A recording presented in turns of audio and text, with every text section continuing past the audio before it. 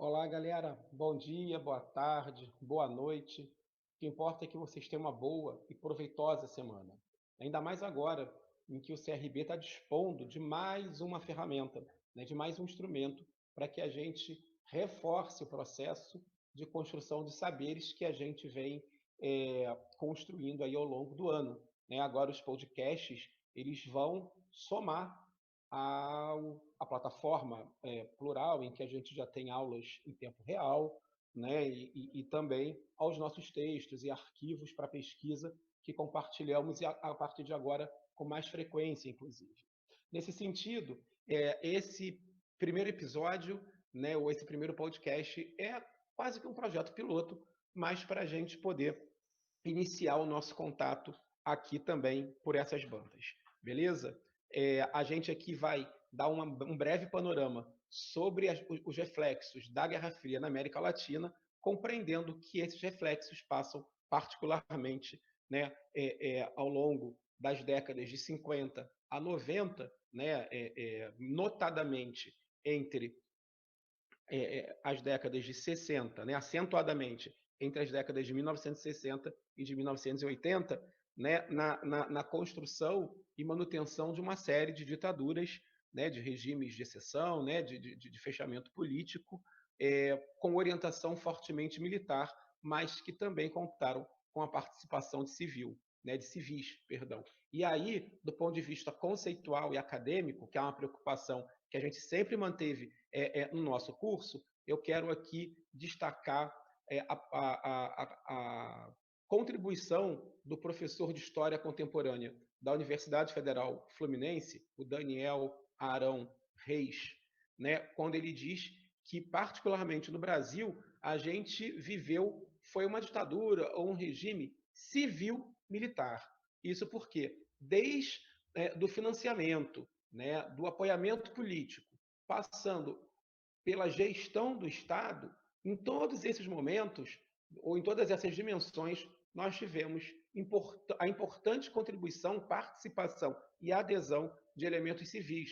A gente pode aqui citar Delfim Neto é o nome da pessoa, né, que foi ministro da Economia, ou seja, da Fazenda, em algumas gestões, né, durante esses 21 anos de regime civil-militar no Brasil, de ditadura civil-militar no Brasil, como também de Jarbas Passarinho, ministro da Educação também durante esse período. Todos civis, né, e que depois, né, da redemocratização continuaram na vida pública, exercendo tanto papéis no poder executivo, como ministros novamente, ou no caso do Jarbas, como também sendo eleitos a funções legislativas no Congresso Nacional. Ok? Então é importante a gente destacar que se trata aí de um regime civil-militar, de uma ditadura civil-militar. Né? Ditaduras essas que se aplicam muito fortemente, já disse aqui, na América Latina, né? Uma vez que diferentes países, né, seja do Caribe, da América Central, como aqui da América do Sul, tiveram experiências importantes, né, do ponto de vista da implantação de ditaduras marcadas, inclusive, e é um outro conceito importante da gente destacar, né, pelo terrorismo de Estado. Ou seja, quando o pasmem, né, olha só, galera, quando o próprio Estado promove ações de terrorismo contra a sociedade. Um exemplo disso se dá no caso do Rio Centro. Depois a gente avança na pesquisa documental sobre isso. Mas ali no limiar da década de 1980, né, entre o final de 70 e início de 80, a Festa dos Trabalhadores, feita no Rio Centro, ali em Jacarepaguá, no Rio, onde muitos de vocês e muitas de vocês já visitaram por ocasião da Bienal do Livro. Né? Então, ali foi realizado um grande show do Dia do Trabalho e, pasmem, pasmem, soem as cornetas, né, do absurdo, né? Naquele evento cheio de jovens, né, cheio de pessoas mais maduras, crianças inclusive, que cantavam junto com artistas da música popular brasileira, né, sua homenagem ao Dia do Trabalho, né? Aquele lugar seria alvo, né, da detonação de bombas. Isso mesmo, galera, de bombas, né, que naturalmente ocasionaria uma grande tragédia e seria colocado na conta dos grupos progressistas, né, que da forma rasa com que a sociedade brasileira muitas vezes tratou, são chamados genericamente de socialistas. Né? A minha crítica não é ser socialista, social-democrata, progressista, isso nem cabe a gente aqui fazer essa crítica. A crítica, volto a dizer, é aquilo que está inserido no nosso tema, né, e na nossa preocupação conceitual, que é de tratar tudo aquilo que a que eu me oponho da mesma forma, né, e principalmente, né, é, empregando a esse contraditório algo que eu considero e dissemino como sendo negativo, né? Ainda mais na Guerra Fria, né? Falar em comunismo no bloco, né? Capitalista era como falar quase que da negação do bem, das virtudes, né? Do progresso, enfim, até mesmo do divino. Então, tá bom, Fábio, já entendi. Você está me dizendo, nos dizendo, que lá, né, para 1980, aproximadamente, uma bomba, uma não, né, algumas bombas explodiriam ali no Rio Centro. Mas qual é a relação que isso tem com o terrorismo de Estado? Né, que o Estado brasileiro, né, ou seja, as instituições oficiais que compõem, portanto, o Estado brasileiro, né, tiveram que relação com isso? Calma aí, galera. Vou falar para vocês. Deu ruim né, naquele engenho ali de ideias, né, de explodir lá o Rio Centro e colocar a culpa na galera que defendia a abertura política e a redemocratização. Deu ruim por quê, pessoal? Deu ruim porque a bomba explodiu no colo dos militares que estavam destacados para justamente colocar a bomba ali. E quando isso acontece, deixa evidente que uma das estratégias que costumeiramente vinha sendo utilizado pelo Estado brasileiro para desgastar, comprometer, né, e abalar o prestígio daqueles grupos que de diferentes formas, né, usando, é impossível reconhecer, diversas estratégias para garantir a redemocratização, né, era justamente o terrorismo de Estado, ou seja, uma das estratégias, volto a dizer, né, principalmente nessa fase final da década de 70, né, e início de 80, era tentar cometer ações que colocassem em risco a segurança e a vida de cidadãos comuns, né, e associar essas ações terroristas, volto a dizer, a grupos políticos de esquerda ou do campo progressista, que não necessariamente seriam de esquerda. Né? Ou seja, o episódio do Rio Centro ele se tornou simbólico para mostrar a toda a sociedade brasileira e ao mundo, né, que a ditadura continuava viva, que ela nunca foi branda e que, entendendo que chegava o momento da redemocratização e, né, e da transição, portanto, né, para o regime democrático, era fundamental que a população brasileira, né, que o conjunto da sociedade brasileira entendessem que essa redemocratização não deveria ser tocado por um bando de marginais, delinquentes e, portanto, terroristas, que ainda que vivessem aquele processo de distensionamento, eram capazes de atentar contra a vida de trabalhadores e suas famílias. Ok? Isso é um tiro que acabou saindo pela culatra, a exemplo, né, e aí de forma mais grave do que aconteceu na OAB, quando uma carta-bomba foi enviada e uma assessora do presidente da OAB abre a carta e acaba ela sofrendo as consequências de mais uma ação terrorista do Estado brasileiro, né, que não media esforços para impedir que a redemocratização do Brasil se desse de forma efetiva. Pois bem, diferentes países do continente, né, americano viveram essa situação. Né? O Paraguai, cuja ditadura foi implantada na década de 1950, o Uruguai,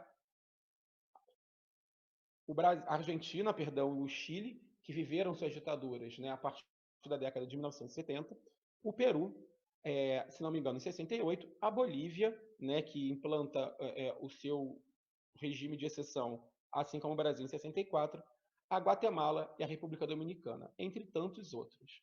Ok? Isso a gente precisa naturalmente compreender que é um processo que está inserido, né, dentro daquilo que os Estados Unidos chamavam de doutrina Truman, em que era necessário atacar o contraditório aos Estados Unidos, à sua supremacia e ao capitalismo, né? E o contraditório, eles, voltam a dizer, generalizavam como comunismo, e aí na América cresce a propaganda anticomunista, devemos fugir e impedir que esses homens maus possam possuir nossos estados, nossas democracias e nossas famílias, né? Gerando, na verdade, justamente o efeito contrário. Se muitos acreditavam que lutar pela democracia era lutar contra o socialismo, acabaram vivendo, e muitos grupos, né, e representantes políticos acabam se arrependendo do apoio logo após a radicalização desses regimes autoritários, mas, enfim, porque percebem que contra o comunismo, na verdade,